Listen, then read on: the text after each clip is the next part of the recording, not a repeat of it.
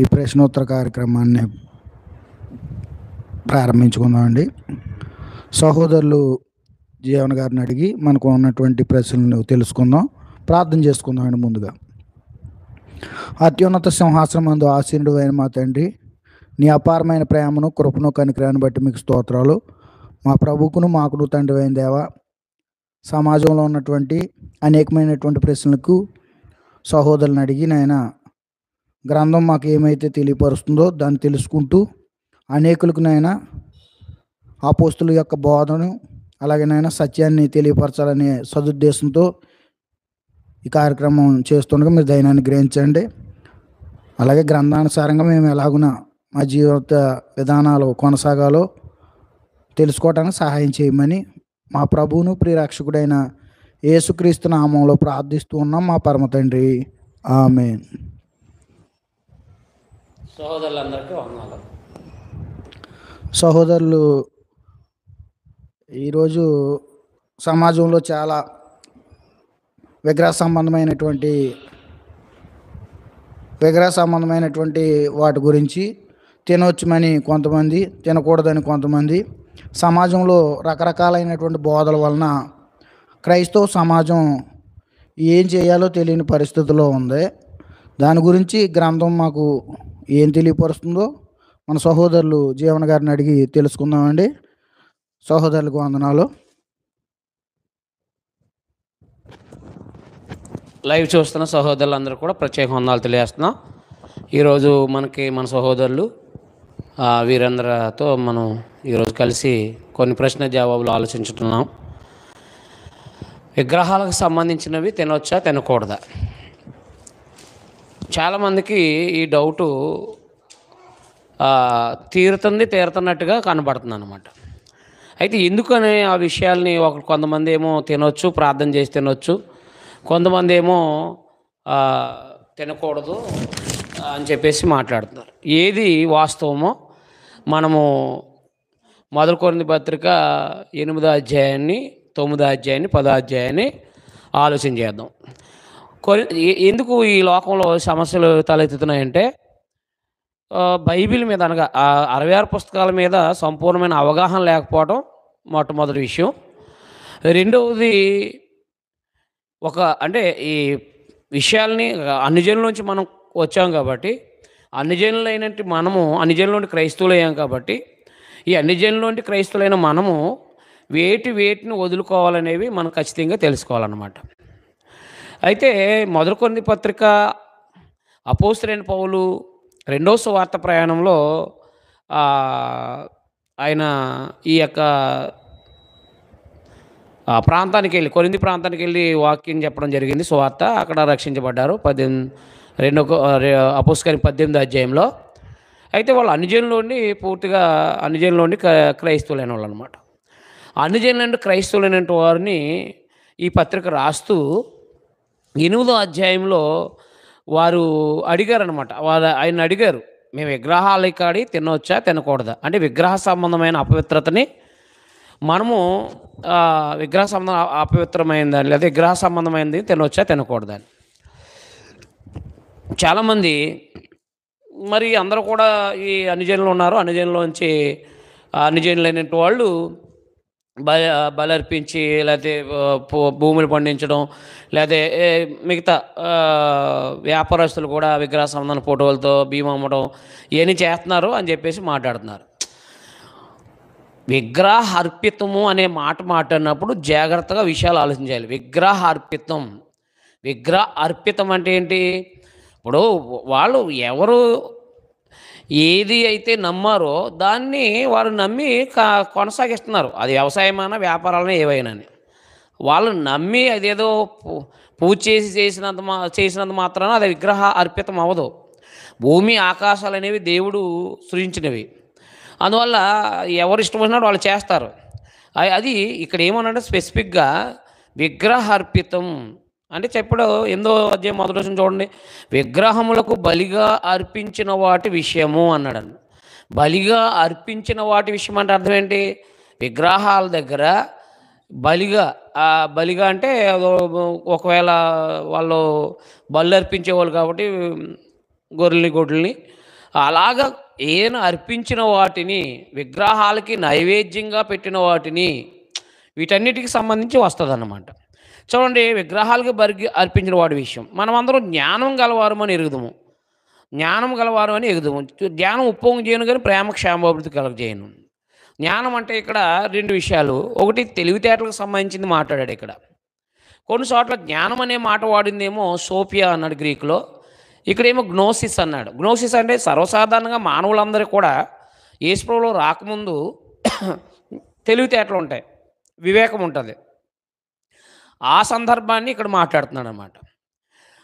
కాబట్టి మనం జ్ఞానం గలవారం అంటే అది గ్రహించవచ్చు అనమాట. 4వ వచనంలో కాబట్టి విగ్రహములకు బలిగా అర్పించిన వాటిని తినుట విషయము, బలిగా అర్పించిన వాటి తినుట విషయం అన్నాడు.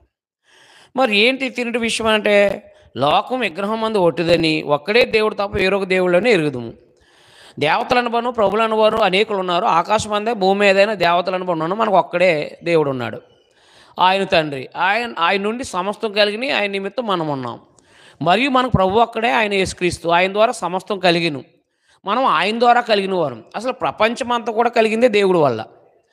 కాబట్టి విగ్రహాలు అనేవి జస్ట్ దేవుళ్ళు అనబడే వాళ్ళే తప్ప విగ్రహాలు దేవుళ్ళు కాదు. మరియు మనం చూడండి అక్కడ 7వ వచనంలో, అయితే అందరి యందు ఈ జ్ఞానం లేదు. ఏ జ్ఞానం? సమస్తం దేవుడే సృష్టించాడని, విగ్రహం ఒట్టిదనే ఆ జ్ఞానం అందరిలో లేదు. కొందరు ఇది వరకు విగ్రహమును ఆరాధించిన వారు కనుక తాము భుజించే పదార్థములు విగ్రహాలకు బలి ఇవ్వబడినవని ఎంచి భుజించుదురు. ఇందువల్ల వారు మనస్సాక్షి బలహీనమే అపవిత్రమగును అన్నాడు అనమాట.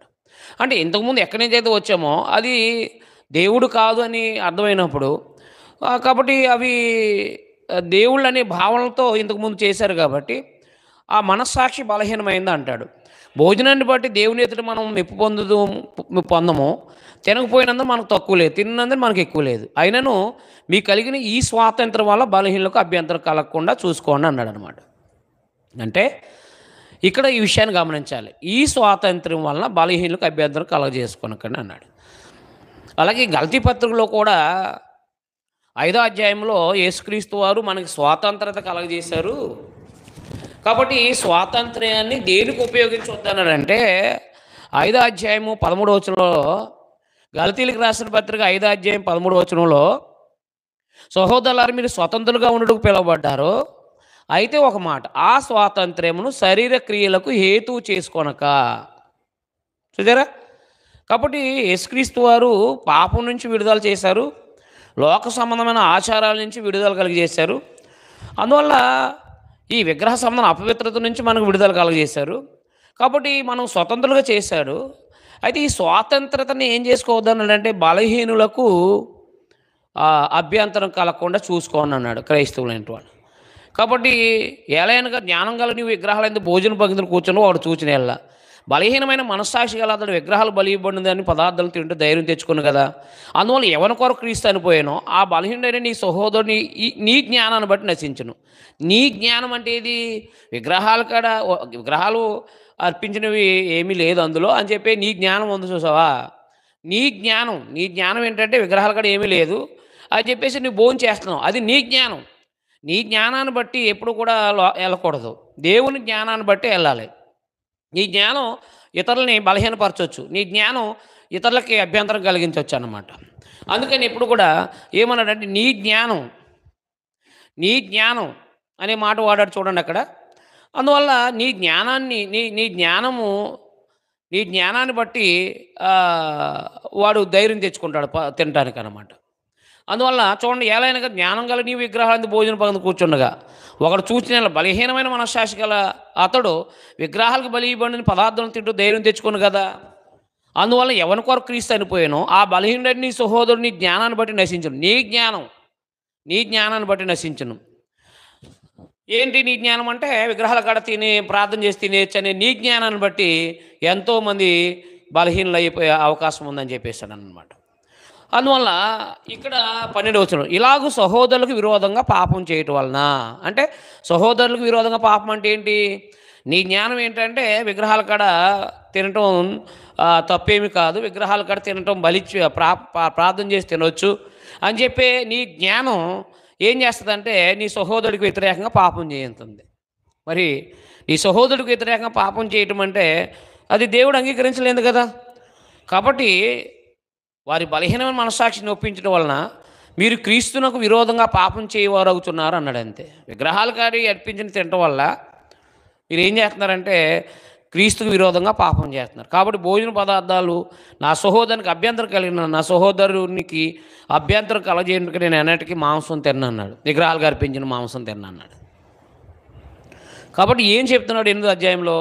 విగ్రహం వట్టిది. కాబట్టి నువ్వు ఒకవేళ అందులో ఏమీ లేదని చెప్పేసి నువ్వు తింటే నీ సహోదరుడు అంటే బలహీనం అన్ని జనుల్లోంచి క్రైస్తవులైన వాళ్ళు ఉన్నారు, వాళ్ళలో బలహీనమైన మనస్సాక్షి వల్ల అంటే వాళ్ళ మనస్సాక్షి బలహీనం అవుతుంది. నీ జ్ఞానాన్ని బట్టి అతను బలహీనుడు అవుతాడు. అందుకని నువ్వేం చేస్తున్నావు? నీ సహోదరుడికి వ్యతిరేకంగా పాపం చేస్తున్నావు. అర్థమైంది? నీ సహోదరుడికి వ్యతిరేకంగా పాపం చేస్తున్నావు. పాపం చేసినప్పుడు అది క్రీస్తుకు విరోధంగా పాపం చేయుటకు వారు అవుతున్నారు అన్నాడు. అంటే టోటల్గా ఒక మాటలో చెప్పాలంటే విగ్రహాల కాడ అర్పించినవి తినటం అనేది పాపము. మొట్టమొదటి విషయం. 9వ అధ్యాయంలో ఈ 3 అధ్యాయాలు కూడా విగ్రహాలకు సంబంధించిన అర్పణ వాటి గురించే విషయాలు. అయితే 9వ అధ్యాయము అలా కనిపించదు. ఎలాగనంటే విగ్రహాలకు సంబంధించిన గురించి కనిపించదు. ఏ అంటే 9వ అధ్యాయం మొదటి వచనం చూడండి. నేను స్వతంత్రుడు కానా అంటే పౌలు గారు, నేను అపోస్తులను కానా, మన ప్రభువుని యేసుని నేను చూడలేదా అని చెప్తూ ఆయన ఏమన్నారంటే 4వ వచనంలో తినుటకు త్రాగుటకు మాకు అధికారం లేదా? తక్కిన అపోస్తులే ప్రభు యొక్క సహోదరులే కేపావలే విశ్వాసులైన భార్యను వెంటబెట్టుకుని తిరుగుటకు మాకు అధికారం లేదా? కాబట్టి దేవుని పిల్లగా గమనించాలి. ఇక్కడ ఏమన్నారంటే పనివాడు జీతానికి పాత్రుడనే విషయాన్ని చెప్తూ వివాహం చేసుకుని మేము కూడా వివాహం చేసుకుని సువార్త భార్యతో పాటు కలిసి పని చేయగలము. కానీ మాకున్న స్వాతంత్రతను ఎందుకు వాడుకోలేదంటే మరి ఎక్కువ పని చేయటానికి మేము ఈ వివాహం చేసుకోలేదని చెప్తాడు. ఎందుకంటే ఆయన చెప్తాడు మొదటి కొరింథీ పత్రిక 7వ అధ్యాయంలో, ఇక్కడే 28వ వచనంలో, మొదటి కొరింథీ పత్రిక 7వ అధ్యాయం 28వ వచనంలో వివాహం కోరొద్దు, అయినా నీవు పెళ్లి చేసుకున్న పాపం లేదు, కన్యకు పెళ్లి చేసుకున్న ఆమెకు పాపం లేదు, అయితే అట్టి వారికి శరీర సంబంధమైన శ్రమలు కలుగును, అవి మీకు కలగకుండాలని కోరుతున్నాను అన్నాడు అనమాట. అందువల్ల శరీర సంబంధమైన శ్రమలు అనేవి రాకుండా ఉండకుండా ఉంటే ఎక్కువగా స్వార్థ చేయొచ్చు అని చెప్పేసి తన స్వాతంత్రాన్ని ఏం చేశాడనమాట, స్వాతంత్రాన్ని ఉపయోగించుకుని ఆయన వివాహం చేసుకోకుండా స్వార్థ పనులు ఎక్కువ చేయటానికి చేశాడనమాట. 10వ అధ్యాయంలోకి వచ్చేటప్పటికి 9వ అధ్యాయంలో ఆయన ఎలా ప్రయాసపడుతున్నాడో, ఎలా ఉచితంగా స్వార్థ ప్రకటిస్తున్నాడో చెప్తూ 10వ అధ్యాయంలో ఇశ్రాయేలీని పరిచయం చేశాడు. ఎందుకు పరిచయం చేశాడు అని అంటే ఇప్పుడు వారి వలె మనం ఉండొద్దని చెప్పాడు. ఎందుకు ఉండొద్దు అన్నాడంటే చూడండి సహోదరులారా, ఈ సంగతి మీకు తెలియకుండా నాకు ఇష్టం లేదు. అదేదనగా మన పితరులందరూ మేఘం కిందన ఉన్నారు, వారందరూ సముద్రంలో నడిచిపోయారు, అందరూ మోషేని బట్టి మేఘంలో సముద్రంలో బాప్తిసం పొందారు, అందరూ ఆత్మ సంబంధమైన ఒకే ఆహారం భుజించారు, అందరూ ఆత్మ సంబంధం ఒకే పానీయాన్ని పానం చేశారు. ఏలనగా తమను ఎమ్మడించిన ఆత్మ సంబంధం బండలో త్రాగారు, ఆ బండ క్రీస్తే. అయితే వారిలో ఎక్కువ మంది దేవునికి ఇష్టలుగా ఉండకపోయారు కనుక అరణ్యంలో సంహరించబడ్డారు. ఎందుకు దేవునికి ఇష్టలుగా ఉండలేకపోయారంటే మొట్టమొదటిది వారు ఆశించిన ప్రకారం చెడ్డవాడిని ఆశించుకున్నట్లు. ఈ సంగతులు మాకు దృష్టాంతాలుగా ఉన్నాయి. జనులు తిండుకు త్రాగుడు కూర్చుని ఆటుకు లేచారని రాయబడినట్టు వారిలో కొందరి వలె మీరు విగ్రహారాధికులై ఉండకండి అన్నాడు అనమాట. విగ్రహారాధికులై ఉండకండి అంటే విగ్రహాలకి విగ్రహ సంబంధం వాటికి నమస్కారం చేయకూడదు, లేదు రెండోది విగ్రహాలకు సంబంధించినవి తినకూడదు అనమాట. అలాగే ఏం చెప్పాడంటే టోటల్గా 14వ వచనంలో ఈ విగ్రహాలకు అర్పించిన వాటిని మీకు దూరంగా ఉండండి అని చెప్పేశాడు. 14వ వచనం. కాబట్టి నా ప్రియులారా విగ్రహాలను దూరంగా పారిపోండి అన్నాడు. విగ్రహారాధనకు దూరంగా పారిపోండి అంటే అర్థం ఏంటి? మీ ఊర్లో విగ్రహాలు కల్పించిన వాటిని బలి అర్పించారు, అందరికీ వాటాలు అంటారు. ఆ సమయంలో మనం అక్కడ ఉండకూడదు అంతే. అవసరమైతే వేరే ఊరైనా వెళ్ళిపోవాలి. అయితే మనం ఎదిరించి వాటిని మనం తీసుకోకుండా అయినా ఉండాలి. ఖచ్చితంగా మనము ఆ పద్ధతులు పాటించాలి. అందువల్ల దూరంగా పారిపోండి అంటే వాటి దగ్గరికి వెళ్ళకూడదని కదా దాని అర్థం. ఎందుకంటే సంఖ్యాకాండ 25 అధ్యాయంలో వాళ్ళు అసలు సైన్యము కొన్ని వేల మంది చనిపోవడానికి కారణం ఏంటో తెలుసా? విగ్రహాలకి బలర్పించిన వాటి వల్లే. విగ్రహాలకి బలర్పించిన వాటి వల్ల. ఆ విషయాన్ని కూడా ఇక్కడ 8వ వచనంలో మరియు వారి వలే మనం వ్యభిచరించుకుందాము. వాళ్ళు కొందరు వ్యభిచరించి మనం ఒక్క దినమునందే 3000 మంది కూలారు. ఏంటి అని అంటే, ఏంటి వ్యభిచరించడం అంటే విగ్రహాలతో వాళ్ళు భౌతిక సంబంధంగా జారత్వాన్ని, అలాగే వారు ఆ మోయాబీ యొక్క దేవతలకి బలర్పించిన వాటిని తిన్నారు. అది సంఖ్యాకాండ 25 అధ్యాయం మీరు చదివితే అర్థమవుతుంది. బిలాము అలా ప్రేరేపించాడు. బిలాము వాటిని ప్రేరేపించాడు అనమాట. కాబట్టి ఆ విషయాల గురించి మాట్లాడుతూ ఇక్కడ డైరెక్ట్గా అంటే ఇక స్ట్రైట్గా చెప్పేస్తున్నాడు పౌలు గారు. 10వ అధ్యాయంలో స్ట్రైట్గా చెప్పేస్తున్నాడు, తినవచ్చా తినకూడదా అని చెప్పేసి. 8వ అధ్యాయంలో ఉంటే బలహీనైన వాడి నిమిత్తం బలహీనైన వాడి కోసం నువ్వు తినొద్దు అని ఉంది. అంటే అప్పుడు చాలామంది ఏమంటున్నారు, కొంతమంది బలహీనుడైన వాడి కోసం తినకూడదు, కానీ బలహీనుడైన వాళ్ళు లేనప్పుడు ప్రార్థన చేసి తినేయచ్చు అంటున్నారు. అది ఎంత మాత్రం కూడదు. మీకు అర్థమైందా? అంటే బలహీనుడి కోసమే మనం తినకూడదు, కానీ బలవంతులమైన మనం తినొచ్చు అంటున్నారు. వాళ్ళకి అర్థం అవ్వాల్సిన విషయం ఏంటంటే, అది ఎవరైనా సరే, యూట్యూబ్లో ఎవరు మాట్లాడుతున్నా సరే అర్థం అవ్వాల్సింది ఏంటంటే, విగ్రహాలకు దూరంగా పారిపోమని చెప్పేసి బుద్ధిమంతులతో మీతో మాట్లాడుతున్నాను. నేను చెప్పు సంగతి మీరే ఆలోచించండి. మనము దీవించు ఆశీర్వచన పాత్రలో త్రాగుట క్రీస్తు రక్తంలో పాలు పుచ్చుకుంటే కదా, మనం విరిచే రొట్టె తినట క్రీస్తు శరీరంలో పాలు పుచ్చుకుంటే కదా అన్నాడు. అంటే మనము క్రైస్తవులమైన తర్వాత ప్రభు యొక్క త్యాగాన్ని జ్ఞాపకం చేసుకోవడానికి మనం ప్రతి ఆదివారము దేవుని ఆరాధించడంలో ఈ యొక్క ప్రత్యేకమైన విషయాన్ని, అనగా ఈ ప్రత్యేకమైన ప్రభు త్యాగాన్ని జ్ఞాపకం చేసుకుంటాం. ఆయన శరీరానికి జ్ఞాపకార్థంగా రొట్టెని, ఆయన యొక్క రక్తానికి జ్ఞాపకార్థంగా, మన ప్రభు అయిన యేసుక్రీస్తు వారి యొక్క రక్తానికి జ్ఞాపకార్థంగా ద్రాక్ష రసాన్ని మనం కృతజ్ఞతలు తెలియని తీసుకుంటాం. కాబట్టి మనము ఆశీర్వచన పాత్రలో ఉంది తీసుకుంటున్నామని చెప్పాడు అనమాట. మనం అందరం ఆ ఒకటే రొట్టెలో పాలు పుచ్చుకున్నాం కనుక, రొట్టె ఒకటే కనుక అనేకులమైన ఒక శరీరమై ఉన్నాం అందరూ, సంఘం అంతా కూడా. శరీర ప్రకారం ఇశ్రాయేలు చూడండి, బలర్పించే వాడిని తిరువారు బలిపెడత పాలువారు కారా. నేను ఇక చెప్పినదేమి విగ్రహార్పితంలో విగ్రహంలో ఏమైనా ఉన్నదని చెప్పేదనా? లేదు. కానీ లేదు. 8వ అధ్యాయం మొదట్లోనే చెప్పాడు ఆయన 3-4 వచనాల్లో, విగ్రహం ఒట్టిది అన్నాడు. ఏమీ లేదు కానీ ప్రభు త్యాగాన్ని జ్ఞాపకం చేసుకుంటున్నాం. ఆశీర్వచన పాత్రలో నుండి మనం ముట్టుకుంటున్నాం కాబట్టి విగ్రహార్పితం జోలికి వెళ్ళకూడదని స్పష్టం చేశాడు అన్నమాట. చూడండి, అక్కడ విగ్రహార్పితలు ఏమైనా ఉందని, విగ్రహాలు ఏమైనా ఉందని చెప్పేదనా? లేదు. కానీ అన్ని జనులు అర్పించే బలు దేవునికి కాదు, వారు దయ్యాలకి అర్పిస్తున్నారని చెప్తున్నాను. మీరు దయ్యములతో పాలువారటం నాకు ఇష్టం లేదంటే అర్థం ఏంటి? తినొద్దనే కదా దాని అర్థం. మీరు దయ్యాలతో పాలువారవుట మాకు ఇష్టం లేదంటే తినొద్దనే కదా.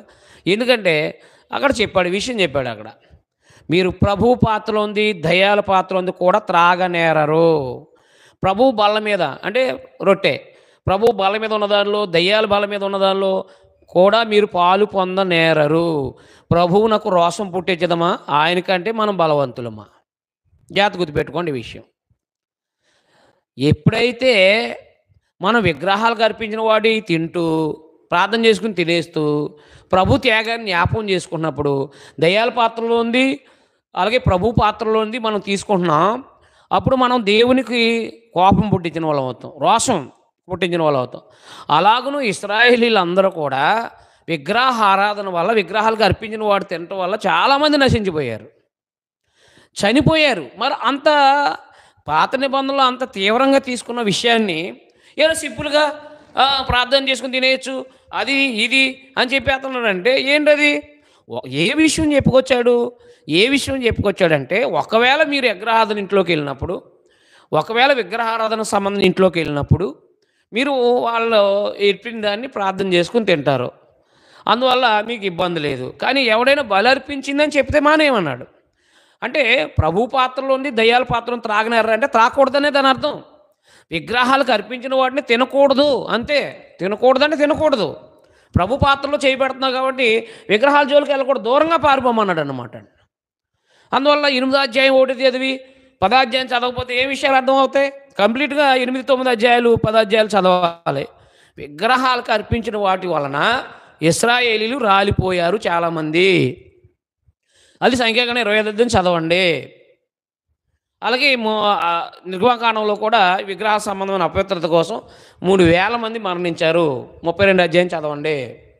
కాబట్టి దేవుని పిల్లలుగా గుర్తుపెట్టుకుంటున్నానంటే, మనం ఎప్పుడైతే విగ్రహాల నుంచి బయటకు వచ్చామో విగ్రహ సంబంధమైన అపవిత్రతకు దూరంగా ఉండమన్నాడు అంతే. విగ్రహాలకు దూరంగా పారిపోమంటే ప్రార్థన చేయండి తినమనా దాని అర్థం? ఆలోచన చేయండి దేవుని ప్రజలుగా. గ్రంథాన్ని బాగా స్టడీ చేయండి. ఈ పుస్తకాల యొక్క ఉద్దేశాలు, చర్చనీయ అంశాలు తెలియనంటు వాళ్ళు ఈ రిఫరెన్స్లతో దెబ్బలాడుకోవడమే తప్ప, అర్థమైందండి, వీళ్ళకి 66 పుస్తకాల మీద అవగాహన లేదు. తర్వాత ఏ పుస్తకం ఎందుకు రాయబడిందో, ఏ ఉద్దేశంతో రాయబడిందో చూడాలి. అంటే చాలామంది ఇలా అంటారు, అది కొరింథీ సంఘం వాళ్ళకి మనకు కాదంటూ ఉంటాడు. స్త్రీ సంఘంలో మాట్లాడకూడదంటే కొరింథీ సంఘంలో వాళ్ళకి అది మనకు కాదంటాడు. మరి కానుకలు కూడా కొరింథీ సంఘానికి నువ్వు ఎందుకు కడుతున్నావు? మొదటి 16:2లో. కాబట్టి నిజంలోని క్రైస్తవులైన మనకి ఈ రోజుకి ఈ పత్రిక ఉపయోగం. నిజంలోని క్రైస్తవులైన ఈ రోజుకి ఉపయోగం అనమాట అండి. గమనించాల్సిన విషయాలు ఇవి మనం కూడా. అందుకని చూడండి, అక్కడ మనం అంగడిలో కొనుక్కొని తెచ్చుకుంటాం, అక్కడ ఆ విషయాన్ని కూడా మాట్లాడుతున్నాడు. అంటే కొట్టు దగ్గర మనం కొనుక్కు తెచ్చుకుంటాం. చూడండి అక్కడ అయితే కొంతమంది చూడండి అక్కడ 27వ వచనంలో, అవిశ్వాసుల్లో ఒకడు మిమ్మల్ని విందునకు పిలిచినప్పుడు వెళ్ళుటకు మీకు మనసున్యాలి, మీకు వడ్డించింది ఏదో దాని గురించి మనస్సాక్షి నిమిత్తం ఏ విచారణ చేయకుతానండి. అయితే ఎవడైనా మీతో ఇది బలర్పింపబడిందని చెప్పిన అట్లు తెలిపిన వాడి నిమిత్తం మనస్సాక్షి నిమిత్తం తినకండి. మనస్సాక్షి నిమిత్తం నీ సొంత మనస్సాక్షి నిమిత్తం కాదు, ఎదుటివారి మనస్సాక్షి నిమిత్తం ఇలాగ చెప్తున్నాను. ఎందుకనగా వేరొకరి మనస్సాక్షిని బట్టి నా స్వాతంత్రం విషయంలో తీర్చబడినేలా, నేను కృతజ్ఞతతో పుచ్చుకునేలా, నేను దేని నిమిత్తం మనం కృతజ్ఞత చెల్లిస్తున్నానో దాని నిమిత్తం నేను దూషింపబడినేలా. కాబట్టి మీరు భోజనం చేసినను పానం చేసిన మీరు ఏం చేసినా సమస్తము దేవుని మహిమ వారు చేయండి. యూదులకైనా గ్రీసు దేశులకైనా దేవుని సంఘమునకైనా అభ్యంతరం కలగజేయకండి. ఇలాగ నేను కూడా స్వప్రయోజనం కొరకు అనేకులు రక్షింపబడాలని నా ప్రయోజనం కొరకును కోరుచు అన్ని విషయాల్లో అందరినీ సంతోషపెడుతున్నాను అన్నాడు అనమాట. అందువల్ల దేవుని పిల్లలుగా గుర్తుపెట్టుకోవాల్సిన విషయాలు ఏంటంటే, ఎదుటివాని మనసాక్షులని బయటకు వెళ్ళినప్పుడు తిన్నప్పుడు ఎక్కడైనా వాళ్ళు విగ్రహాలకు అర్పించేస్తారు. మనకి విగ్రహాలు తెచ్చినవి ఎవరు? కాబట్టి ఎవరైనా బలర్పించిందంటే కనుక వాడి నిమిత్తం తినొద్దని చెప్పేశాడు అనమాట. ఇక్కడ ప్రభువుకు సంబంధించిన త్యాగపూరితమైన పాత్రలో చేయబడుతున్నాం కాబట్టి తినొద్దన్నాడు. మరి ముఖ్యంగా స్థానిక సంఘాల్లో అక్కడక్కడ కొన్ని సమస్యలు వచ్చినాయి, వాళ్ళకు కూడా విషయాలు చెప్పడం జరిగింది. ప్రకటన గ్రంథంలో మనకి ఇంకా ఫుల్ఫిల్డ్గా విషయాలు చెప్పడం జరుగుతుంది. ప్రకటన గ్రంథం అపోస్తలుడైన యోహాను రాశారని మనకు స్పష్టంగా తెలుసు. ప్రకటన గ్రంథంలో 2వ అధ్యాయంలో ఈ స్థానిక సంఘాల్లో 2 స్థానిక సంఘాల్లో ఈ పరిస్థితులు ఉన్నాయి. దాన్ని ఖండించాడు యోహాను గారు. పౌలు గారు ఏం చెప్పారో యోహాను గారు అదే చెప్తారు. ఎందుకంటే పరిశుద్ధాత్మ ద్వారా రాయించారు కాబట్టి విభేదాలు ఉండవు. చూడండి 2వ అధ్యాయంలో 2-3 అధ్యాయాలు 7 సంఘాలకి వారి యొక్క లోపాలను చెప్పడం జరిగింది. చూడండి 2వ అధ్యాయము 12వ వచనంలో, పెర్గములో ఉన్న సంఘపు దూతకు ఇలాగ రాయము అని చెప్పడం జరిగింది. చెప్తూ వారి యొక్క ఆత్మ సంబంధమైన జీవితాన్ని ప్రోత్సహిస్తూ 14లో సంఘం మీద కొన్ని తప్పిదాలు మోపడం జరిగింది. అయినను నేను నీ మీద కొన్ని తప్పిదములు మోపవలసి ఉంది. అవేవనగా విగ్రహాలకి బలి ఇచ్చిన వాటిని తిన్నట్లు, చూసారా, విగ్రహములకు బలిగా అర్పించిన వాటిని తిన్నట్లు, జారత్వం చేయనట్లు, ఇశ్రాయేలుకు ఉరియొడ్డునని బాలాకునికి నేర్పిన బిలాము బోధన అనుసరించేవారు నీలో ఉన్నారు. అటువల్ల నీకోలైతుల బోధన అనుసరించేవారు నీలో ఉన్నారు.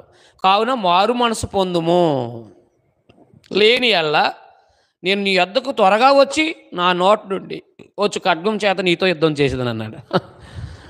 అంటే విగ్రహాలకు అర్పించిన వాటి విషయము, జారత్వం, అంటే ఈ 2 కూడా సంఖ్యాకాండం 25వ అధ్యాయంలో జరిగిన విషయాలు అవి. అంటే బిలాము ఏం చేశాడంటే వెండి బంగారాల మీద ఆశపడి ఈ ఇశ్రాయేల్ని శపించను నేను ఆశ్రయించబడిన ప్రజలు, కాబట్టి ఏం చేస్తామంటే అందమైన స్త్రీలను పంపించి విగ్రహాలు కాడ బలర్పించినట్టుగా చేయించు సరిపోద్ది అన్నాడు. ఈ బోధ బిలాము బాలాకు నాకు నేర్పాడు. అందువల్ల ఇక్కడ ఏమన్నాడు, విగ్రహాలకు అర్పించిన వాటి విషయము తిన్నట్లును. చూసారా, తిన్నట్లు అంటే విగ్రహాలకు అర్పించిన తినొచ్చు అని చెప్తున్నారు. ఈనాడు కొంతమంది దుర్బోధ చేస్తున్నట్టుగా ఈనాడు కొంతమంది విగ్రహాల కాడ తినొచ్చు అని ప్రార్థన చేసి తినొచ్చు అని దుర్బోధ చేస్తున్నారు కదా. వాళ్ళకి ఈరోజు ఈ సందేశం చాలా అవసరమైంది.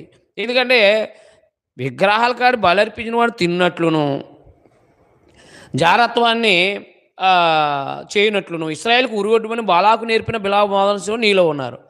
అటువల్ల నికోలైతుల బోధన అనుసరించేవారు ఉన్నారు, నీలో ఉన్నారు. కావున మారు మనసు పొందుము. సంఘాన్ని ఏమన్నాడు? మారు మనసు. అంటే తెలియక, గ్రంథం యొక్క సంగతులు సరిగ్గా తెలియక, ఒకవేళ ఇంతకుముందు తినుంటే కనుక వాళ్ళు ఏం చేయాలంటే ఈ సందేశం విన్న వెంటనే మారు మనసు పొందాలి, అంతే. నేను కాదు చెప్తుండా, పెర్గములో ఉన్న సంఘానికి పరిశుద్ధాత్మ ద్వారా యోహాను గారు బోధిస్తున్నారు. అంటే మారు మనసు పొందమంటే అర్థం ఏంటి? మారు మనసు పొందడం అంటే మానేయటం, విగ్రహాలకు అర్పించిన తినటం మానేయాలి, జారత్వం చేయటం మానేయాలి. కాబట్టి అలాంటి బోధ నేడు కూడా ఉంది. వాళ్ళు ఎవరంటే వాళ్ళ వెనకాల అసభ్యకరమైన జీవితం, అంటే ఇలాంటి జారత్వం ఉన్నవాడే ఇలాంటి దుర్బోధలు చేస్తూ ఉంటాడు. అందుకని ప్రతి ఒక్కటి జీవితాన్ని చూడాలి. వాడు బోధించినప్పుడు వాడు కొన్నిటిని సమర్థించినప్పుడు వాడి యొక్క బ్రతుకు ఎలాంటిది, వాడు ఏంటి రెండో భార్యను చేసుకున్నాడా, లేకపోతే మొదటి వాళ్ళు వదిలేశాడా, ఇలాంటివన్నీ చూడాలి. ఎందుకంటే వాడు జాగ్రత్తం చేస్తున్నాడంటే, లేదా వాడు వ్యభిచారి అయితే భార్య బ్రతుకున్న మరొక ఆవిని చేసుకున్నాడంటే వాడు వ్యభిచారి కాబట్టి ఇలాంటివి మాట్లాడతాడు. కాబట్టి దేవుని ప్రజలుగా గుర్తుపెట్టుకోవాల్సిన విషయం ఏంటంటే, తప్పు చేసేవాడు అది తప్పేం కాదంటూ ఉంటాడు. కాబట్టి పర్ఫెక్ట్గా బతికేవాడు ఏం చేస్తాడంటే ఖండిస్తాడు. ఇవి గమనించాలి. అంతే తప్ప ఏది పడితే దాని గ్రంథం ఏం చెప్తుంది ఇక్కడ అనగా పరిశుద్ధాత్ముడు యోహాను గారు ఏం చెప్తున్నాడు అని అంటే, విగ్రహాలకు భరించిన వాడిని తినకూడదు, మారు మనసు పొందమంటున్నాడు అనమాట. మారు మనసు పొందు, లేకపోతే ఖడ్గం నీ మీద కోసం. అంటే దేవునికి రోషం పుట్టించదమా అన్నాడు అంటే ప్రభువుకు రోషం పుట్టించదమా అన్నాడు 10వ అధ్యాయంలో. అంటే విగ్రహాలకు అర్పించడం, విగ్రహాలకు దూరంగా పారిపోమన్నప్పుడు, ప్రభు పాత్రలో మనము తీసుకుంటున్నప్పుడు, మరి విగ్రహాలకు అర్పించిన వాటికి దూరంగా ఉండమని చెప్తున్నప్పుడు, దాన్ని తినకూడదని చెప్తున్నప్పుడు కోపం దేవుడికి పుట్టించకూడదని చెప్పారు. ఇక్కడ కూడా అదే విషయాన్ని మాట్లాడాడు. ఏంటి విషయం మాట్లాడితే, మారు మనసు పొందు, లేకపోతే ఖడ్గం నీ మీదకి నేను వస్తానని చెప్పాడు. అంటే సంఘాన్ని అలాగ విగ్రహాలకు అర్పించిన వాటిని తినేవారిని దేవుడు శిక్షిస్తాడని చెప్తున్నాడు అన్నమాట. ప్రభు ద్వారా శిక్షించబడతారని చెప్పేసి మాట్లాడుతున్నాను అనమాట. కాబట్టి మారు మనసు పొందు, లేని అలా నీ ఎద్దకు త్వరగా వచ్చి నా నోట నుండి వచ్చి ఖడ్గం చేత వీరితో యుద్ధం చేసేదని అన్నాడు. అబద్ధం చేసేది. కాబట్టి గుర్తుపెట్టుకోండి. అలాగే అదే 2వ అధ్యాయం ప్రకటన గ్రంథంలో మళ్ళా తూయితైరలో ఉన్న స్థానిక సంఘానికి 18వ వచనంలో తూయితైరలో ఉన్న స్థానిక సంఘానికి చెప్తూ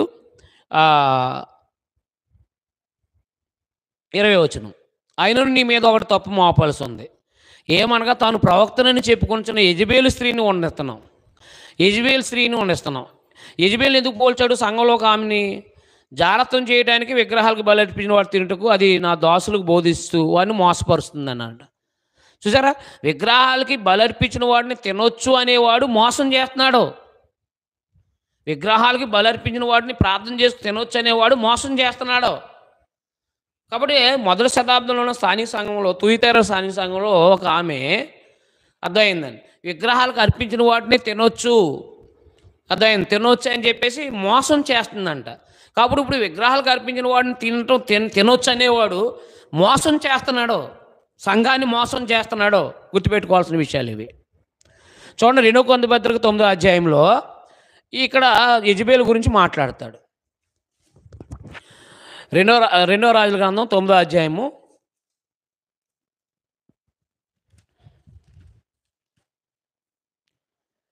'యెహూ' చెప్తాడు యెజబేలు యొక్క కుమారుతో. చూడండి, 2వ రాజుల గ్రంథము 9వ అధ్యాయము 22వ వచనంలో, అంతటా యెహోరాము యెహూను చూసి, యెహూ సమాధానమా అని అడగ్గా, యెహూ నీ తల్లి అయిన యెజబేలు జారత్వములను చెల్లంగతనములు ఇంత అపరితమైనగా సమాధానం ఎక్కడి వచ్చును అన్నాడు అనమాట. అంటే బయలుదేవతకు అర్పించిన వాటిని తినటం అనేది ప్రేరేపించింది అనమాట ఇశ్రాయేల్ జాతిని.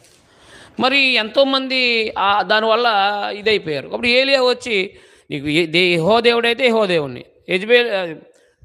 బయలుదేవుడైతే బయలుదేవుడిని అని చెప్పేసి ఒక అద్భుతమైన సవాల్తో కూడిన విషయాన్ని చెప్పుకొచ్చాడు. రెండు మనస్తత్వాల మీద ఉండొద్దని చెప్పేశాడు.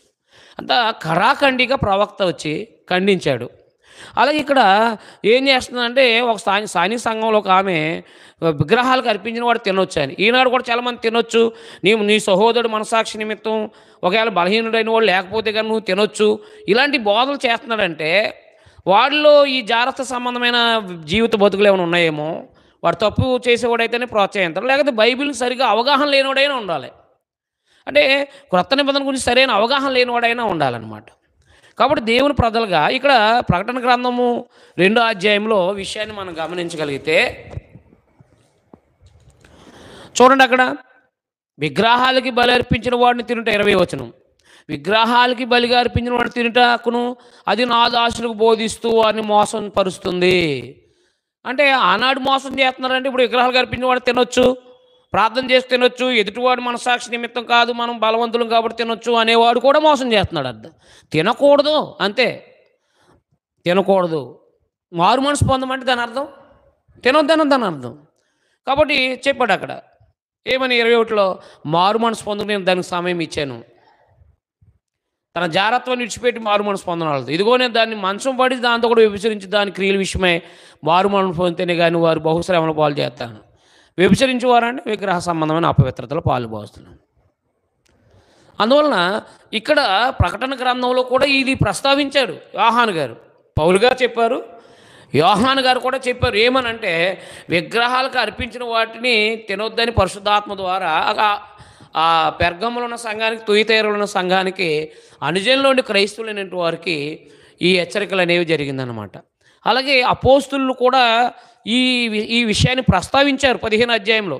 అనుజనులకి మనం ఏం చెప్దామంటే సున్నతి గురించి కాదు కానీ 15వ అధ్యాయంలో, అపోస్తుల కార్యం 15వ అధ్యాయంలో ఈ అనుజనులైన వాళ్ళు సున్నతి పొందాలని చెప్పేసి కొంతమంది అబద్ధబోధ చేస్తున్నప్పుడు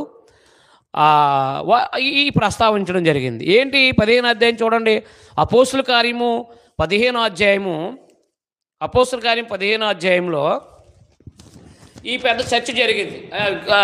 ఏంటంటే అనుజనులు సున్నతి పొందక్కర్లేదు, అనుజనులు సున్నతి పొందవలసిన పని లేదు. కారణం ఏంటంటే బాప్తిసం ద్వారా రక్షించబడుతున్నారు యేసుప్రభు ద్వారా. అందువల్ల అనుజనులు ధర్మశాస్త్ర సంబంధమైనది అవసరం లేదని చెప్తూ 19వ వచనం, అపోస్తుల కార్యము 15వ అధ్యాయము 19వ వచనం, కాబట్టి అనుజనులో నుండి దేవుని వైపు తిరుగుతున్న వారిని మనం కష్టపెట్టక విగ్రహ సంబంధమైన అపవిత్రతను, జారత్వాన్ని, గొంతు పిసికి చంపిందాన్ని, రక్తాన్ని విసర్జించుకు వారికి పత్రిక రాసి పంపాలని అభిప్రాయం అన్నాడు. అప్పుడు అందరూ ఆలోచించేసి ఇది రాశారనమాట.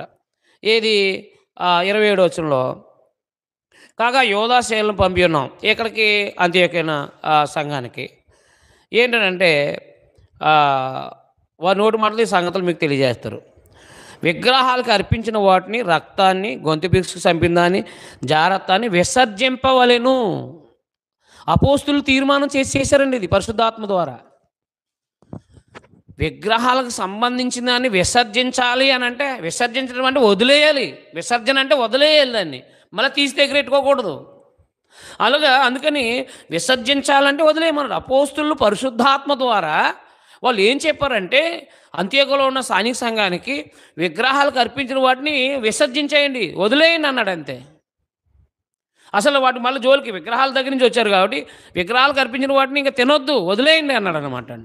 ఇలాగా సంక్షిప్తంగా మనము క్రొత్త నిబంధన అంతా కూడా గ్రహించగలిగి అపోస్తులు పరిశుద్ధాత్మ ద్వారా ఏవైతే మాట్లాడారో ఆ స్థానిక సంఘానికి, మనం ఉన్న పనిచేస్తున్న స్థానిక సంఘాలకి కరాఖండిగా మాట్లాడాలన్నమాట. గరాఖండిగా మాట్లాడాలి. స్వాతంత్రం ఉంది, శరీరక్రియకి హేతు చేసుకోవద్దు అన్నాడు. స్వాతంత్రం ఉంది, విగ్రహాలు అర్పించిన తినటానికి తెగించొద్దు అన్నాడు. అంతే, తినొద్దు అన్నాడు. తినొద్దు అంతే, విగ్రహాలకు బలిగా అర్పించిన వాటిని తినకూడదు అనమాట అండి. చాలామంది తెలియక వాళ్ళు భూమి పండిస్తున్నారు, ఏళ్ళు భూమి పండి చేతగాని వాడు మాట్లాడేవన్నీ కూడా సేవకులు అనబడే వాళ్ళకి ఇవన్నీ కూడా చేతగాని మాట్లాడాలి. భూమి పండిస్తున్నాడంటే వాడు నమ్ముకున్న దాన్ని మొక్కుకొని పోతున్నాడు.